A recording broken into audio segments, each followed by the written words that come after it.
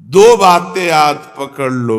मेरे पास जो कुछ भी है, शरीर, इंद्रिया, मन, प्राण, बुद्धि, चित्त, धन, संपत्ति, मकान, स्त्री, पुत्र, परिवार, ये सब भगवान का दिया हुआ है। मानते हो? अंदर से देखो, भगवान का ही दिया हुआ है। ये भगवान की दी हुई वस्तु मैं भगवान को समर्पित करता हूं। त्वदीयम वस्तु गोविंदम तुभ्यमेव समर्पये। हे भगवान, आपके द्वारा दी हुई सब कुछ, नाथ सकल संपदा तुम्हारी, नाथ सकल संपदा तुम्हारी, और मैं सेवक समेत सुत नारी। और रात दिन भगवान का भजन करने की चेष्टा करो। राधा राधा राधा। बहुत कठिन है संसार से मुक्त होना। दो पद्धति में, एक तो स्वीकार करना पड़ेगा, या ज्ञान योग और या भक्ति योग। तो भक्ति योग बहुत सरल योग है। इसमें सब साधन भगवान को और सब करण, इतना समझना है, सब करण भगवान के, चाहे इंद्रियां हो, चाहे अंतःकरण हो, चाहे पदार्थ हो, बाहर भीतर जो कुछ श्री भगवान की रचना। और मैं भी भगवान का हूं, भगवान का अंश हूं। तो मैं सहित सब कुछ भगवान को समर्पित, और भगवान का नाम जब इस जन्म में पक्का भगवत प्राप्ति हो जाएगी। ज्यादा समझने की जरूरत नहीं। ज्ञान में तो बहुत बहुत समझने की जरूरत है। अगर उसमें चूक हुई तो दूसरा बचाने वाला नहीं, इसमें बचाने वाला है। करो सदा तिनके रखवारी, जिम बालक राखे महतारी। युक्ता कर्म फलम त्यक्त्वा शांतिमाप्नोति नैष्ठिकीं अयुक्ता काम कारेण फले सक्तो निबध्यते। जो योगी है वो फल का त्यागी होता है, कर्म का त्यागी नहीं। कर्म जो आया उसको किया, और फल वो भगवान को समर्पित कर दिया। कर्म भी भगवान को समर्पित कर दिया। पर कर्म त्यागी का मतलब मैं ये कर्म क्यों करूं जब मुझे फल की आकांक्षा नहीं। नहीं, कर्म करना चाहिए। गृहस्थ में हो तो अपने अपने धर्मानुसार जो आपको कर्तव्य कर्म मिला है। भगवान ने कहा मेरे लिए कोई कर्म नहीं, फिर भी मैं कर्म करता हूं। सबको कर्म करना चाहिए, पर कर्म फल में भगवान के ऊपर उसको समर्पित कर देना चाहिए। कर्म फल में समान भाव रखना यह योगी का लक्षण है, और कर्म फल में वो कर्म अभिमानी पुरुष का लक्षण है कि ये फल मिला, नहीं मिला तो अश्रद्धा हो गई, अशांति हो गई। लेकिन जो योगी है वो सुख दुखे समय कृत्वा लाभालाभ हो जाते हो, चाहे हानि हो, चाहे लाभ हो, चाहे जय हो, चाहे पराजय हो, चाहे सुख हो, चाहे दुख हो। हमें तो केवल कर्म करने का आदेश था, उसको कर्म किया, शास्त्र सम्मत, फल तो भगवान को समर्पित है। कर्म करना और कर्म फल की त्याग वृत्ति रखना, तो तत्काल शांति प्राप्त होना शुरू हो जाएगी। देखो कितना आनंद है। हम कर्म फल चाहते नहीं, हमें करना है, हमें भजन करना है, हमें साधन करना है, हमें अपने अपने जो कर्म है वो करने, वो फल की तरफ भगवान देखे। जो जो प्यारो करे सोई मोहि भावे। अभी शांति। युक्ता कर्म फलम त्यक्त्वा शांतिमाप्नोति नैष्ठिकीं। जितना जलन, जितनी अशांति फल को लेकर के है, कर्म को लेकर सावधानी नहीं, फल को लेकर है। फल में बोले अब हमें भगवान से श्रद्धा हो गई तो तुम्हारा ही पतन होगा, भगवान का थोड़ी वहां कुछ होना है, तुम्हारा ही पतन होना है। सकाम मनुष्य कामना के कारण फल में आसक्ति हो जाती है, इसलिए वो बंधता है, जलता है, दुर्गति को प्राप्त होता है। देखो, संचित कर्मों के अनुसार प्रारब्ध बनता है, और प्रारब्ध के अनुसार मनुष्य का जन्म होता है। और मनुष्य जन्म में जो नए कर्म होते हैं, नए संचित में चले जाते हैं। भोगना तो प्रारब्ध ही पड़ता है, शुभ और अशुभ। कर्म फल की आसक्ति त्याग कर दो तो संचित भी भस्म हो जाएंगे, और नए कर्म संचित में जाके जमा नहीं होंगे, और प्रारब्ध भोगकर भगवत प्राप्ति हो जाएगी। प्रारब्ध भोगना पड़ेगा, ये कमर कस लो। ये जो तुम्हें कह रहे हैं कि हम नष्ट कर सकते हैं छूछा से, भगवान बोल रहे हैं, जगत गुरु बोल रहे हैं, हम नहीं बोल रहे।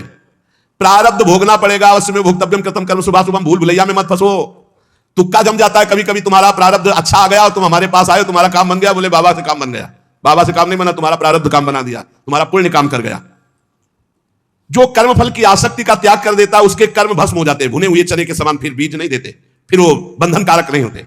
जैसे भुना हुआ चना है, अब ना उसमें अंकुरण होगा, ना पेड़ होगा, ना उसमें बीज होगा, जल से खत्म हो गया, और उसमें कोई सत्ता नहीं। तो जो कर्म फल की आशा ना रख करके केवल भगवत प्रीत्यर्थ किया जाता है, वो उसे बांध नहीं सकता, उसे जन्म मरण में नहीं पहुंचा सकता। नहीं तो चाहे शुभ कर्म हो, अच्छा कर्म हो या बुरा कर्म, उसे जन्म मरण में फंसा देगा।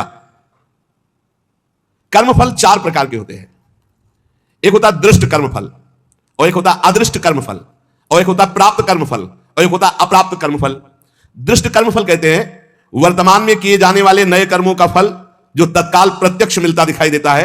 जैसे कीर्तन किया, आनंद मिल रहा है, सत्संग किया, आनंद मिल रहा है। कोई भूखा है, अपना भोजन पवा दिया, तत्काल आनंद मिल रहा है।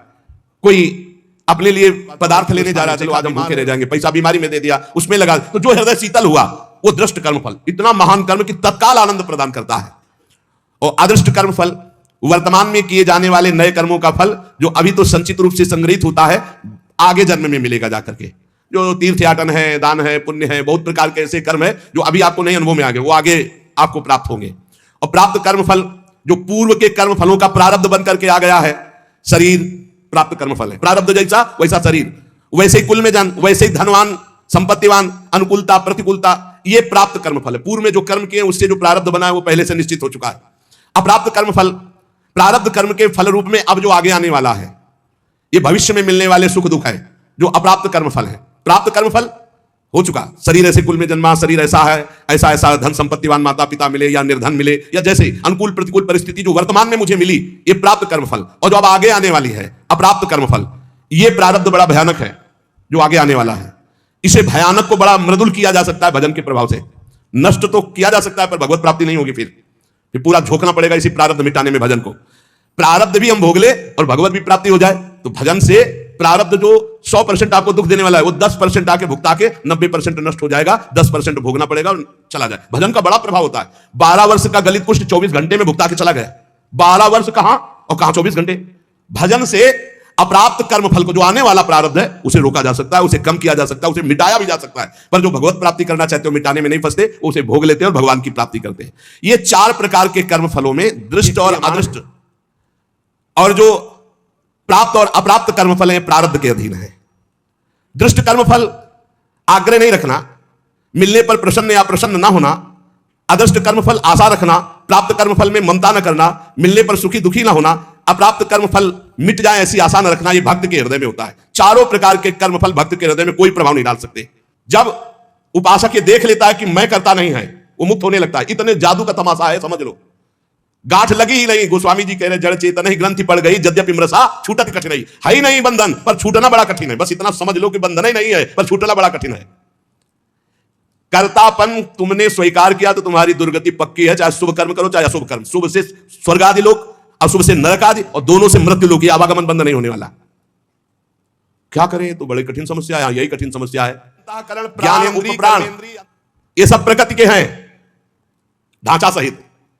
शब्द स्पर्श रूप रस गंध ये प्रकृति के हैं। 5 ज्ञान इंद्रियां उनको प्रकृति में भोग रही। इंद्रियां इंद्रियों में विषयों में बरत रही हैं। आप इनको देख रहे हैं, दृष्टा हैं, पर आप तन्मयता कर लेते, मैंने देखा, तो फिर उसका दंड भी तो भोग मिलेगा। क्या देखा और कैसे देखा। हमारे द्वारा जो भी क्रियाएं हो रही हैं, हम उनके 2 विभाग देखते हैं, एक अच्छी क्रियाएं और एक बुरी क्रियाएं। बिल्कुल सरल भाषा में आपको बता रहे हैं। जो अच्छी क्रियाएं हैं वो शास्त्र सम्मत है, जो बुरी क्रियाएं वो शास्त्र विरुद्ध है। बुरी क्रियाओं को अशुभ कर्म कहते हैं, अच्छी क्रियाओं को शुभ कर्म कहते हैं। शुभ और अशुभ कर्म ये गुणों से प्रेरित होते हैं। सतोगुण तो शास्त्र सम्मत, रज और तम मिश्रित या तमोगुण या घोर रजोगुण ये शास्त्र विरुद्ध आचरण कराएंगे। अब अपने को भगवान की शरण में हो जाना, गुणों की शरण में नहीं। भक्ति का मार्ग, पूरा शरीर इंद्री प्राण उप प्राण सब, हे नाथ मैं आपकी शरण में। ये तो समझ में आ रहा है ना।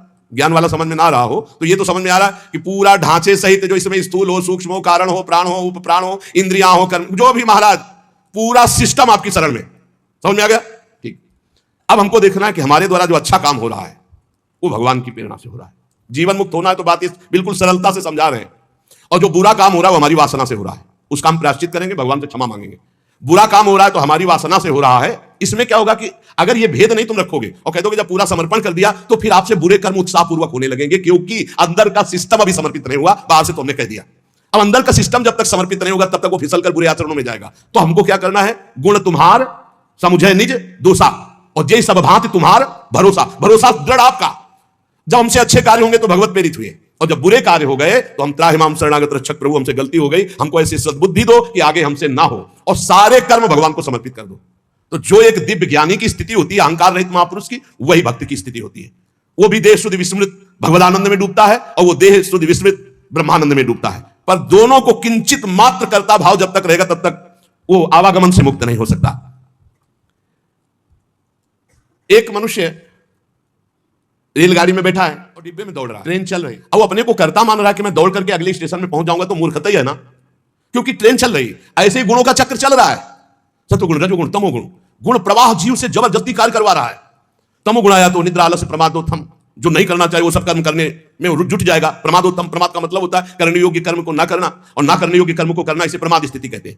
अब वो समझ रहा मैं कर रहा हूं। रजोगुण आया काम आदि दोष भारी, वो समझ रहा मेरे में आ गए, मैं कर रहा हूं। सतोगुण आया तो समझ रहा है मैं कर रहा हूं दया आदि।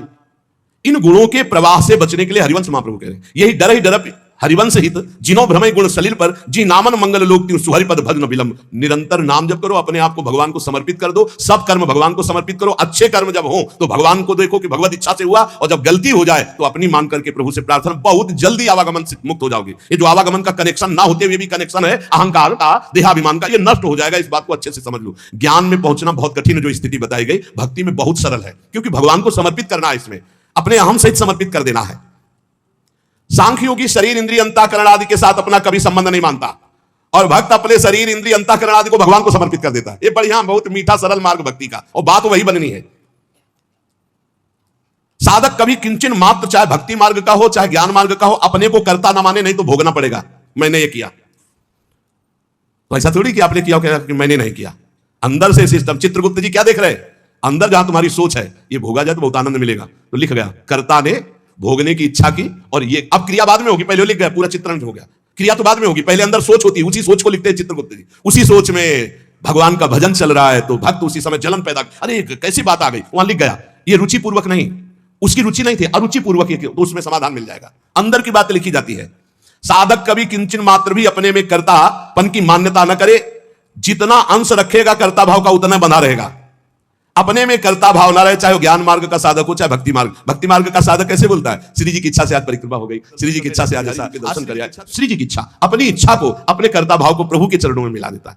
भगवान की इच्छा, प्रभु की इच्छा, एक मार्ग तो पकड़ लो, हर कर्म समर्पित, कहीं भी कर्ता भाव नहीं, कहीं भी अभिमान की बात नहीं, मैंने देखा मैंने किया नहीं, प्रभु की इच्छा से देखा, प्रभु की इच्छा से हो गया, अपने कहीं करता नहीं, अपना तो प्रभु के चरणों में समर्पण। अब देखो, ब्रह्मण्याधाय कर्माणि संगम त्यक्त्वा करोति यः लिप्यते न सा पापेन पद्मपत्र मिवाम्भसा। जैसे जल में कमल का फूल लेता है, एक बूंद पानी नहीं, ऐसे वो भक्त, ऐसे वो ज्ञानी संसार में रहता है, एक भी कर्म का फल नहीं। कर्माणि श्रुति बोधितानि नितराम कुर्वन्तु कुर्वन्तु मा। वो चाहे वेद के अनुसार कार्य करे या ना करे, कोई उसके ऊपर लागू नहीं नियम। वो विषयान ग्रहणंतु मुंचन्तु विषय भोगे या विषय त्याग दे कोई, क्योंकि वो ऐसी अवस्था को प्राप्त हो चुका है। ब्रह्मण्याधाय कर्माणि संगम त्यक्त्वा करोति यः। जो भक्त संपूर्ण कर्मों को, पीछे ज्ञान का तो आगे उसी को बता रहे, जो भक्त संपूर्ण कर्मों को भगवान में अर्पित कर देता है, उसकी आसक्ति नष्ट हो जाती है। वो कर्म करता हुआ भी जल से कमल के पत्ते की तरह पाप से लिप्त कभी नहीं होता। पूरे संसार का हतन हो जाए तो भी उसे पाप नहीं लगेगा। ऐसा महान ये योग है। शरीर इंद्रिया मन बुद्धि प्राण ये तुम्हारे नहीं है। अब भक्ति में देखिए इसे, ये भगवान के रचे हुए हैं और भगवान के हैं। मान लो जैसे ज्ञान में अभी वर्णन कर रहे थे, ये प्रकृति के हैं, प्रकृति में बरत रहे। अब यहां भक्ति में है ये श्लोक का अर्थ, शरीर इंद्रियां मन बुद्धि प्राण ये तुम्हारे रचे हुए हैं क्या? भगवान के रचे हुए। तो हुए किसके? भगवान के हुए ना, ये भगवान के। तुम्हारे प्राण भगवान के, तुम्हारी मन बुद्धि चित्त अहंकार ये भगवान के, तुम्हारी ज्ञान इंद्रियां भगवान की, तुम्हारी कर्म इंद्रियां भगवान, तुम्हारा सब कुछ श्री भगवान का है, तुम्हारा थोड़ी रचा हुआ है।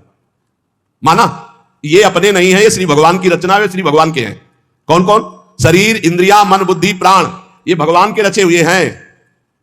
तुम्हारी रुचि से होता तो तुम तो और सुंदर रचना चाहते, और बलवान चाहते। बोले ये शरीर ये इंद्रियां ये मन ये बुद्धि ये प्राण ये किसके हैं? बोले भगवान के। तो तुमने अपना क्यों मान लिया? यही बंधन है, यही बंधन है, अपना इनको मान लेना। इसी भक्त का क्या स्वरूप होता है? वो इन्हें भगवान का मानता है। ज्ञानी का क्या स्वरूप होता है? वो इन्हें प्रकृति का मानता है, क्योंकि प्रकृति के ही अंश ये है, और प्रकृति कृति ये जो प्रकृति की रचना करने वाला रचयिता है वो परमात्मा है, मूल में परमात्मा ही आता है। अतः इनके द्वारा होने वाली क्रियाओं को भक्ति योगी अपने कैसे मान सकता है? जब शरीर मन प्राण सब भगवान का, तो इनकी क्रियाएं भी भगवान की, इसलिए वो जीवन मुक्त हो जाता है। जीवन मुक्त कैसे होगा? शरीर मन प्राण इंद्रियां ये सब भगवान की, तो इनके द्वारा होने वाली क्रियाएं सब भगवान की, आप जीवन मुक्त हो गए। लगा तो बहुत सरल, लेकिन देखो क्या सब भगवान को अर्पित करते हो? क्या जब आपके अंदर प्यास लगती है तो आप ये सोचते हो भगवान पानी पीना चाहते हैं? जब आपके अंदर भूख लग रही, मेरे हृदय में बैठे हुए भगवान पाना चाहते हैं। जब आपके अंदर विकारात्मक भाव है तब आवे कि ये दुष्ट कहां से दुर्वासना दबी रह गई, अब ये भगवान की नजर में नहीं पड़ी, इस हृदय में कहीं दुर्वासना, हे नाथ हे करुणामय इस दुर्वासना को हटाओ, ऐसे भक्ति में चला जाता है। ये सब भगवान की, सारी क्रियाएं भगवान की, तो आप कौन है? आप भी श्री भगवान के। हो गया काम। शरीर इंद्रिया मन बुद्धि प्राण सब भगवान के, इनकी क्रियाएं भगवान की, और मैं भी भगवान का, मुक्त हो गए। जितना बचा के रखोगे उतना ही तुम्हारा बंधन कारक है। भगवान ही मेरी इंद्रियों में और मन में बैठकर सारे कार्य करवा रहे हैं। भक्त ये देखता है। अब ये जो पापाचरण करने वाले हैं ना, ये बात सुनेंगे ना तो ये बात उसमें ले जाएंगे कि भगवान ही तो हमारे मन, गीता में लिखा है मन इंद्रियों में बैठे, तो तुम समर्पित कहां हुए? तुम तो अहंकार की धर्म में, अहंकार में काम करो तो लोभ मोह मद मत्सर ये दोष रहते हैं, यही बिना गुरुजनों के समीप बैठे शास्त्र समझ में नहीं आता। शरीर आदि वस्तुएं अपनी ना थी, ना है, ना रहेगी। कैसे? तुम्हारा अधिकार है शरीर पर? कुछ अधिकार नहीं। एक रोम अभी झरना चाहे ना, वो झर जाएगा, दोबारा लगा नहीं सकते। बेमतलब में अहंकार किए हो, मैं ऐसा कर सकता हूं, मैं ऐसा। शरीर आदि वस्तु, शुद्ध ज्ञान, शुद्ध भक्ति, दोनों श्लोकों में भगवान ने जीवन मुक्त होने के लिए बता दिया। शरीर आदि वस्तुएं अपनी नहीं, प्रत्युत मिली हुई है भगवान से अपने को। किस लिए? सत्कार्य करने के लिए। सत्कार्य करने के लिए। सरकारी गाड़ी बंगला है, ये सरकार का काम करने के लिए मिला है। ये कुछ दिन के लिए मिला, फिर छीन लिया जाएगा। ना ये पहले था तुम्हारा, ना बाद में रहेगा, बीच में दिया गया, छीन लिया जाएगा। ये केवल भगवत प्राप्ति के लिए मिला है। भगवत प्रीत्यर्थ, दूसरों में भगवान की भावना करके सेवा करो, इसलिए मिला है शरीर। इन वस्तुओं पर जो अपना अधिकार जमा लेता है, अपने लिए भोग भोगता है, वो मृत्यु के बाद दुर्गति को प्राप्त होता है। पुनरपि जननम पुनरपि मरणम। इस शरीर को ना तुम बदल सकते हो, ना मरने से रोक सकते हो। यह शरीर एक नियत समय के लिए आया है, और इस समय में तुम भगवत प्राप्ति के लिए कार्य कर लो। क्या? कुछ नहीं करना। ये जो सब है इनको समर्पित कर दो। चदरिया जैसी की तैसी धर दीनी। ये लो महाराज, हमसे नहीं होने वाला कुछ। ना शुभ ना अशुभ, नाम करता बनेंगे शुभ के ना अशुभ के, हमसे कुछ नहीं, हम आपकी शरण में पूरा समर्पित। अभी आज से आप जीवन मुक्त के मार्ग में चलने लगे। ईमानदारी से भगवान की वस्तु भगवान को समर्पित कर दो, और कुछ नहीं करना। मस्त। बस यही बात समझ में आ जाए। भगवान की वस्तु भगवान को समर्पित कर दो। शरीर, शरीर संबंधी भोग, सब कुछ जितना, सब श्री भगवान का है, सब समर्पित कर दो भगवान को। संपूर्ण क्रियाएं और पदार्थों को भक्त भगवान के चरणों में समर्पित कर। ज्ञानी प्रकृति में देखता है, प्रकृति और संसार दोनों के स्वामी भगवान है, अतः क्रियाएं और पदार्थ भगवान को अर्पण कर दो। कोई भी पदार्थ बिना भोग लगाए मत खाओ। कोई भी क्रिया करो, उसको भगवान को अर्पित करो, क्योंकि ये शरीर, मन, प्राण, बुद्धि, इंद्रियां सब श्री भगवान के। ऐसी भावना में रहो, अभी जीवन मुक्तता की तरफ बढ़ने लगोगे, अभी निर्विकार होने लगोगे। जब इनको प्राण, इंद्रिय और मन को भगवान का देखोगे तो निर्विकार हो जाओगे। जब अपना मानोगे तो विकारी हो जाओगे। संगम त्यक्त्वा करोतिया। किसी भी प्राणी, पदार्थ, शरीर, इंद्रिय, मन, बुद्धि, प्राण, क्रिया, किसी में संग मत करो। न प्राणों का संग, न इंद्रियों का संग, न बुद्धि का संग। उस समय देखो असंग। तुम अलग हो, ये अलग है, पर तुम अलग नहीं देख पाते, इन्हीं में मिल जाते हो। आकर्षण, खिंचाव, लगाव, महत्व, ममता, कामना। इसीलिए जो सच्चा उपासक होगा, कभी निंदा नहीं, कभी प्रशंसा नहीं। एक बार परमहंस श्री ओंकारानंद सरस्वती जी भिक्षा के लिए आए, नमक डालना तो, और पदार्थ जब परोसने तो मना कर देते, वही सब्जी ये वाली बहुत बढ़िया। और जब जरा सी बची थी, बाद में बोले इसमें तो नमक नहीं, आज आपने जानबूझ के और कोई पदार्थ लिए, वही पदार्थ, उसमें तो नमक। तो क्या फर्क पड़ा बच्चा, क्या फर्क पड़ा? पेट, प्राणों का पोषण करना था। ना निंदा ना स्तुति, चाहे जितना अच्छा पदार्थ होगा। आज तो उसके भोक्ता बने तो फिर फंसोगे। किसी भी कर्म में, किसी भी करण में अपने को कर्ता नहीं बनना, अपने को अहंकार नहीं करना। ये सब श्री भगवान के हैं। ना लगाव, ना आकर्षण, ना महत्व, ना ममता, ना कामना। ये बिल्कुल नहीं होगा यदि इन्हें भगवान के मानोगे। ये लगाव, ये कामना, ये ममता, ये आसक्ति तभी होती जब अपना मानते हो। जन्म मरण का हेतु यही तुम्हारा अपना मानना है। इनको, इनसे अपनापन हटाओ प्रभु के चरणों में। कायेन मनसा बुद्धिया केवलैरिंद्रियैरपि योगिनः कर्म कुर्वन्ति संगम त्यक्त्वा आत्मशुद्धये। जो योगी है वो आसक्ति का त्याग करके केवल भगवत अर्पण, शास्त्र सम्मत कार्य करता है। इंद्रिया, शरीर, मन, बुद्धि, अंतःकरण ये परम शुद्ध हो जाते हैं जब केवल भगवत प्रीत्यर्थ। पाप होते हैं स्वयं प्रीत्यर्थ, अपने प्रीत्यर्थ, और भगवत प्रीत्यर्थ होते हैं परम पवित्र, हृदय पवित्र, शरीर पवित्र, इंद्रिया पवित्र, बुद्धि पवित्र। भेद समझ लो। जब अपनी प्रसन्नता के लिए अपनी प्रीत्यर्थ भोग भोगोगे तो पाप कर्म बन जाएगा। जैसे भगवान ने कहा, जो अपने लिए पकाता है वो पाप खाता है। अपने लिए जो करोगे, अपने लिए सुख लेने की भावना करोगे, उससे निश्चित पाप बन जाएगा। और जो शास्त्र सम्मत भगवत प्रीत्यर्थ करोगे तो शरीर पवित्र, मन पवित्र, बुद्धि पवित्र, चित्त पवित्र। उसी पवित्रता में अनुभव होता है चेतन अमल सहित सुख राशि अपने स्वरूप का। करके केवल ममता रहित इंद्रियों सहित शरीर, मन, बुद्धि, अंतःकरण ये भगवत प्रीत्यर्थ कार्य करें तो तत्काल इनकी शुद्धि होती है, और वो शुद्ध हो महापुरुष विविध प्रकार के कर्म करता हुआ भी अगला जन्म उसका नहीं होता। सब कर्म भस्म हो जाते हैं। जिनको साधारण मनुष्य कहते हैं, वो शरीर, इंद्रिय, मन, बुद्धि से कोई भी कार्य करने के पहले एक संकल्प बनाते हैं, ध्यान रखना, और उसमें कर्ता बनते, मैं करूंगा। और जब कोई भक्त करता है तो भगवान की प्रेरणा देखता है, देखता शास्त्र सम्मत है कि नहीं, भगवत प्रेरणा से ये कर्म हो रहा है, इस कर्म में शास्त्र आज्ञा है कि नहीं, हाँ है। तो इंद्रियां, मन जो उसमें बर्ताव कर रहे हैं वो सब भगवान के हैं, प्रेरणा भगवान की, और कार्य का फल भी भगवान को समर्पित, वो जीवन मुक्त हो गया। आसक्ति का त्याग करना बड़ा कठिन है। शरीर आसक्ति, इंद्रियों में आसक्ति, मन में आसक्ति, बुद्धि में आसक्ति, चित्त में आसक्ति। इस आसक्ति का ही त्याग होता है सत्संग से। संगम त्यक्त्वा, ये जो संग त्याग, आसक्ति त्याग है, ये सत्संग से होता है। रोज धैर्यपूर्वक जैसे सत्संग सुन रहे हो, तो इतना तो दिमाग में आ ही रहा है अब कि मैं शरीर नहीं हूं, मेरी इंद्रियां, बुद्धि, मन, प्राण ये सब भगवान की रचना है, और भगवान की रचना से जो भी हो रहा है वो भगवान की रचना प्रकृति में हो रहा है। मैं व्यर्थ में फंस रहा हूं अहंकार करके, भोक्ता भाव करके। नहीं अनुभव में आ रहा पर सुनने में तो आ गया। पहली बार ही सुना हो तो ये शास्त्रीय शब्द अंदर जाएंगे, व्यर्थ नहीं रहेंगे। इसलिए उपासक को चाहिए कि भगवान की प्रसन्नता के लिए शास्त्र सम्मत कर्म करे, कर्म फल भगवान को समर्पित कर दे, निरंतर नाम जप करे, तो इस कर्म की झंझटों से बचकर भगवत प्राप्ति हो जाएगी। नाम जप और भगवत समर्पण, ये दो शास्त्रों में बहुत जोर की बात है।